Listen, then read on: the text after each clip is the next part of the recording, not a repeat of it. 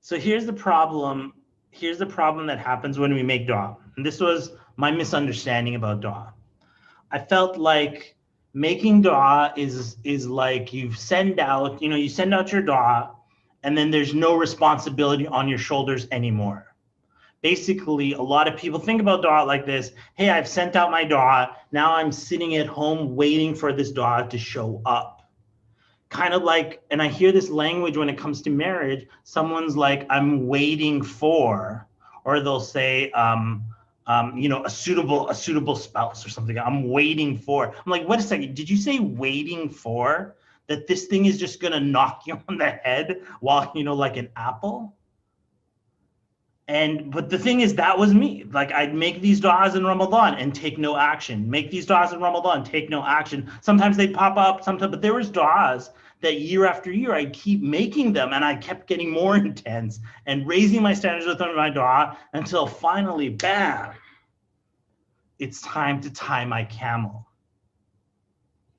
And that's what we're talking about here today, inshallah ta'ala. Now, let me lay the foundation for you of this. What does it mean to place your trust in Allah? What does it mean to place your trust in Allah? Let's suppose you want to get married, or you want to have a baby, and somebody tells you, place your trust in Allah. What does that mean?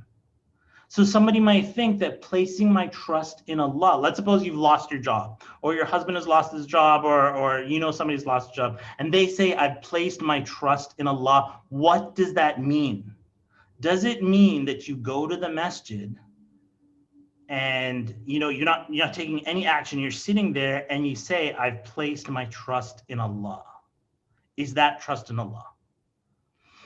As you look through, is it trust in Allah? Maybe it is. Like Allah, maybe that person is in the masjid and they're praying to Allah subhanahu wa ta'ala, and someone taps them on the shoulder and say, hey, you got some computer skills? Guess what? I got a job for you. And then they're like, alhamdulillah, I placed my trust in Allah and Allah brought me the job.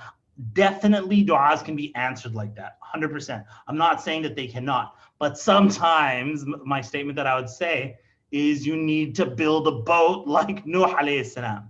Allah was going to save Nuh, and he said, that's it. Nobody else is going to believe. So Allah save us and the believers. And then Allah subhanahu wa ta'ala says, build a boat to Nuh alayhi salam.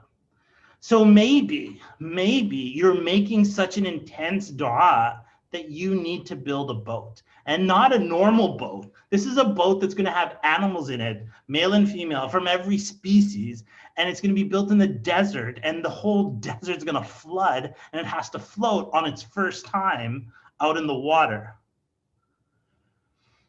So that's what we're talking about today, inshallah ta'ala.